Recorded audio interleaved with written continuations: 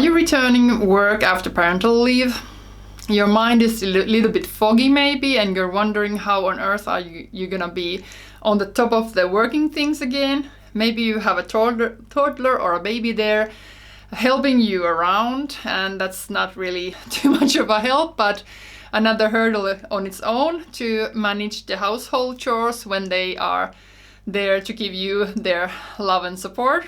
There are a lot of heavy thoughts that we might have when we are returning back to work after parental leave. And I have done that now 3 times, and I thought that I'm gonna share my learnings so that maybe it is a little bit easier for you. Hi, I'm Henna. I'm a professional organizer, commercialization coach, and a deep tech co-founder. I also have 3 children. Today I'm gonna talk about the 6 learnings that I have found during my returns. But first we're gonna take a look at the Federation of Finland makes the family barometer every year. So the recent family barometer shows us actually a little bit about what's ahead when you are returning to work. Because after returning, you obviously have your work, but you do have the home chores also, and the responsibility to take care of the children. So how is this work actually divided between men and women? According to this study, women do in Finland the majority of the home chores and the childcare work. And this is something that we need to take into account when returning to work. So even though you are a working mom, maybe a full-time working mom, you still have a lot of chores and childcare to take care of when you return. Whether this is like something that we wish to have like this or change, we need to prepare accordingly. In Finland, these studies show that Finnish women actually do next to 4 hours of home chores every day, even though they are working full-time. Men do a little bit less, although they have been decreasing the gap to women every year. I don't know how this is in your country. I would love to know. So if you can drop me a comment and tell if you find some studies or if you know how this is actually divided in your home country. But this is the situation in Finland, and we are the really equal country. We share a lot of responsibilities in the family. So I think this is still a little bit funny that the same people that before you get married and get children, you are quite equal and divide the work at home quite equally. Then suddenly, when babies start appearing, then the majority of the work goes for the female. So this is really interesting, because according to this study also, again, both female and male, women and men seem to be more satisfied with their relationships when they have divided the homework and the childcare more equally.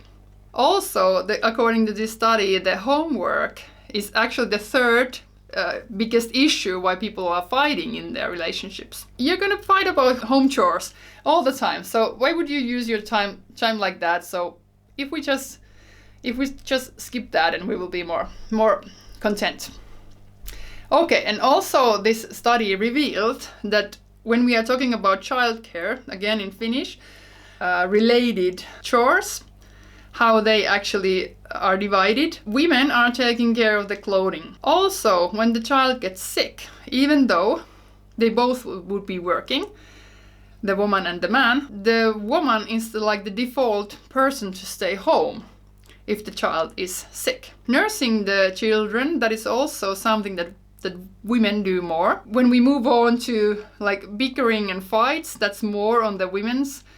Women take care of that. If we talk about school issues and supporting school, or taking care of the doctor meetings, or taking care of the play dates, that's again something that women do and are supposed to be doing.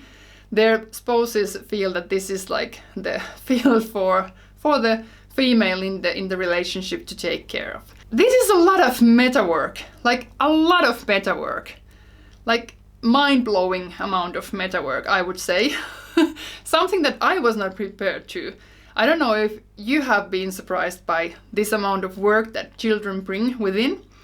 obviously they are dear and it's a lovely thing to have a family, but there's a lot of metawork and work and paid work. So lots of things on your table. So the 6 learnings that I have had during these years and after 3 returns, the first one is to calendar things.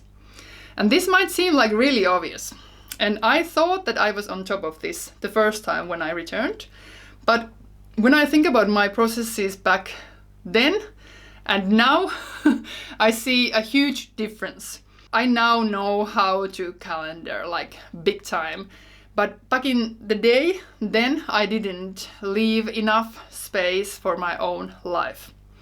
So my tip for this is that like really truly calendar the things that are priorities. So if you need to do something at 4 p.m., just block that from your calendar and make sure that your spouse does the same thing. If they have some things that they need to take care of, then make sure that your family is calendaring all the important stuff that you want to have in your everyday life. This is really important because at least in Finland, if you don't have it in your calendar, like maybe, let's say we start our working day typically at 8 a.m. So if you don't have it in your calendar that I'm going to take my children to daycare and be at the office at, let's say, 8:30, then somebody might be suggesting a meeting at 8 a.m. for you. And then it's really a lot of work to say like, hey, sorry, I'm not really good to go at that time. Can we change it? And what what time could we find? And like, so it's less work for everybody if you calendar these things that are gonna happen, that are your priorities. So just put them in your calendar, like buying groceries, like the stuff that actually matters for you, even though it seems silly. The second learning is talk about the responsibilities in your home and in your family life. Who's going to take care of the dinner? Who's going to take care of the laundry? Who's going to drive the children and where? And like really make sure that you have been talking about this enough before you return to work. Because it might happen that there is something that you are not expecting is happening when you return. People might get sick, like children get sick when they get to daycare. So at least in Finland, we are used to that idea that when you start your daycare, the next week you're gonna be sick. Your family is gonna be sick. So you might as well prepare for this. That something big is going to happen and you haven't been able to see this coming. So if you share your responsibilities, like who's gonna stay home if the child gets sick? So then you know that you're not gonna take the biggest and the most important meetings for the second week. You know how to address this situation when it arrives. But if you don't talk these through, then the default parent will be the one taking care of all of these. The other parent that hasn't been maybe on top of these things earlier has no clue of how time consuming these are. They are just gonna assume that the one that took care of these earlier, maybe during the parental leave, so they will just assume that you're gonna continue take care of those. Even though you have the working hours there, even though you have the work responsibilities. So obviously, like, it's easy to spot that there's a lot of work here for one person, for the default parent, if we don't talk about this, if we don't divide this, if we don't agree that now we're gonna start a different chapter in our family life. If you find this somewhat valuable, please hit like and subscribe. Third tip for you is to set up a goal for your everyday life. And this sounds a little bit maybe again like, isn't this obvious that you will have some sort of goal? But not for everybody. Like if you stop for a moment for this, I'm now actually asking you to set up a goal for your everyday life. Like what would you like to experience every Monday, every Tuesday, every Wednesday? So not for your whole life or for the upcoming 5 years, but for these upcoming 6 months. What is your everyday life going to look like? What would make you feel like that you are content and living a nice life, even though there are a lot of things to take care of or a lot of metawork or a lot of work?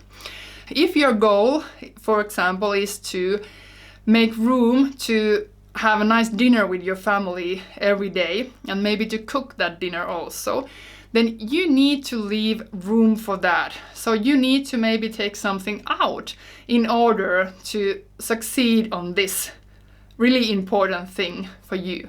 So choose some things that are really essential for you in your everyday life. Maybe you want to choose people over other things to do, or some other leisure activities. You want to find time for your family and your children, or something like this. Like really, really put your finger on the thing, like really try to address like what is a really nice day for you that includes the work and the family, and how you would like to be living your next, let's say, 6 months. And this is important because the fourth learning is that if you plan and prepare, you will start to live this kind of everyday life that you are trying to achieve. Because it is possible if you just go after the goal, and you can achieve that with planning and preparing. So let's say, for example, that you want to leave space to actually be with your family, to discuss with them every day after work. So it might mean that you don't have that much time to do dinner. So then you might want to do the meal prepping on Sundays, or maybe you want to order the dinner, because it's about the choices. Otherwise, we might slip into this idea that we should be doing the same stuff we did before, or we should have time for everything that we did have before. So we are now talking about a really intense chapter of your life. It's gonna last for a couple of months, maybe a couple of years. This like returning and really getting the systems running. But you can manage it better if you have the goal in your mind and you're planning and preparing accordingly. Because of this planning and prepping, I'm also always on the top of my work. Because even if somebody gets sick, I don't get delayed, because I'm always making sure that if I have some deadlines coming in, I'm making sure that the work is actually ready 2 weeks before the deadline. And that is because I have learned that somebody might get sick or something else might happen in our startup life. So I don't leave it until the very last moment, but I do it in upfront, because I want to be on the top of my work all the time. So this is how I actually manage my work and my family, and it's a really, really nice thing to have this feeling that I know that my work is done, even though somebody is getting sick or something is happening, or my husband has to travel or something. So this is my huge secret behind that. Okay, so number 5 is actually to set up systems that help your planning and preparing come to life. So we might be talking about laundry, and we might be talking about how to prep your food, or how to make sure that the dinner is on the table without everybody feeling really overwhelmed after the working hours and daycare hours of the day. So what systems would you need to make sure that your everyday life would be functioning and working, even though there are some things that might be happening, and that you might be like really tired after starting your work? So what kind of systems would you set up to really support your returning to work? Okay, and now the biggest thing that has changed my life, and has been the biggest secret of them all. I was told before I did this that this will change my life, and it was so true. Before I got my 3rd child, I actually decluttered everything in our home and organized the whole home. And this has been the game changer for us. This is the reason why I can manage 3 children and a home, and 1 job and 1 startup and 1 company of my own. So I have several jobs, several children, and 1 home to take care of, and this is possible because I have decluttered all of our possessions, and also all of the metawork and all the work that I could possibly think of that might be draining my energy and taking my time. So What is stealing your time? Is it the clutter at your home? Or is it some, maybe some calendar? Maybe there are some like too many things to attend to, or maybe something else that you might be able to declutter and thus win a lot of energy and time for you to consume otherwise. So are there something like this? Maybe you could also declutter your home, or maybe you could declutter some thoughts that are holding you back, or I don't know, whatever it is that might be that you have some clutter at your, either at your physical home space or in your mind space or something like this. So I suggest that you take a look at this also, and if you have time, maybe 1 week, 1 month, 6 months before returning, then start working on it. Start making room for your life and for the everyday life that you wish to live when returning to work. Okay, so here were the 6 learnings that I have had, and if you want to have my more structured guide for your working return, so please write back to work and I will send the guide to you, and then there are more tips and tricks to take into consideration when returning to work.